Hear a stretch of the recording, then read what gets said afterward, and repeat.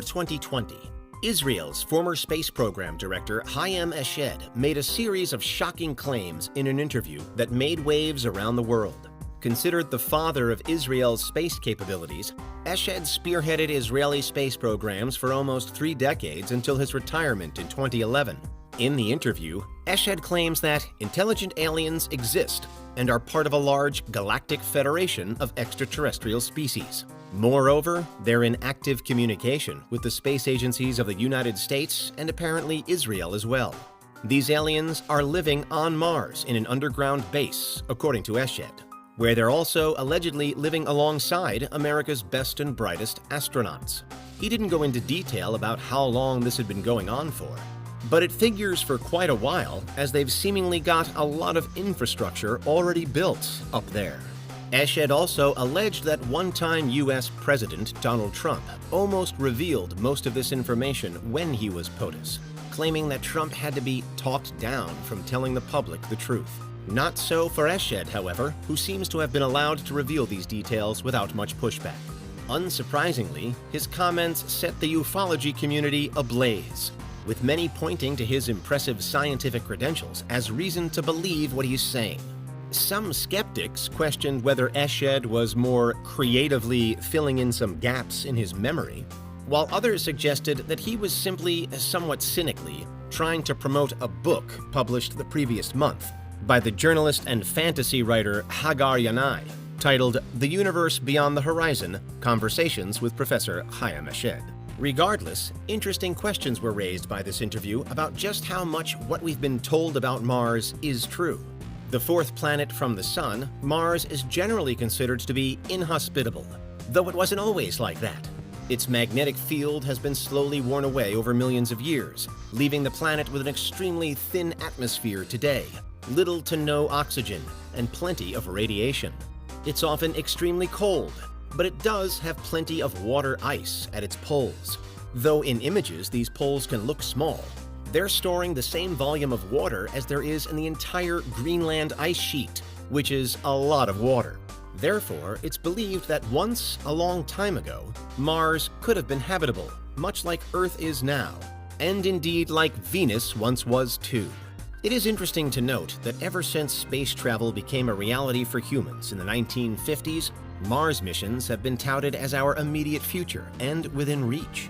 In the 1960s, many thought we'd have reached Mars by the 70s, and in the 70s by the 80s, and so on.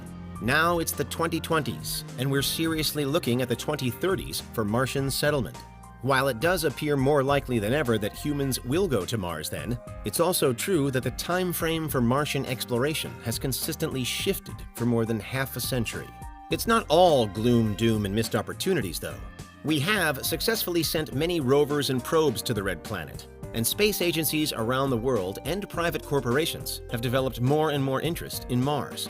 That doesn't change the fact that NASA has a long history of canceled Mars missions, however, nor that the Soviet Union once canceled its long-running Mars program either. NASA, for instance, canceled a crewed flyby of Mars in the 1970s due to reduced funding. The Soviet and eventually Russian Mars program was shelved after its missions kept failing. We know then that sending spacecraft to Mars is expensive, difficult, and time-consuming, meaning most of the other leading space agencies have also struggled. The China National Space Administration only began to launch Mars missions in the 2020s. That was Tianwen-1, launched in 2021, finally taking a Chinese rover to the planet. But maybe the real reason Mars missions are continually delayed and canceled isn't that NASA can't afford it, and that the journey is long and dangerous. Maybe it's because they're trying to keep the truth hidden. So goes at least one alternate theory anyway. Perhaps we've been going to Mars for decades, but the presence there of extraterrestrial life means that this needs to be kept top secret. Eshed said that the reason the supposed Galactic Federation hasn't been revealed to the public yet is that we aren't ready for that information, and that it could cause mass hysteria. Although one counter-argument says that if he has decided that it's time for people to know the truth about Mars, then maybe that means the time for mass hysteria is actually over, and we should be getting open communication from these apparent nearby aliens any day now.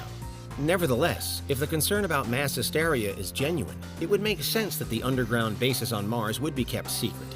Plus, if the aliens of the Galactic Federation had asked us to keep them a secret after they made contact with NASA, it would be perhaps a little rude to defy them.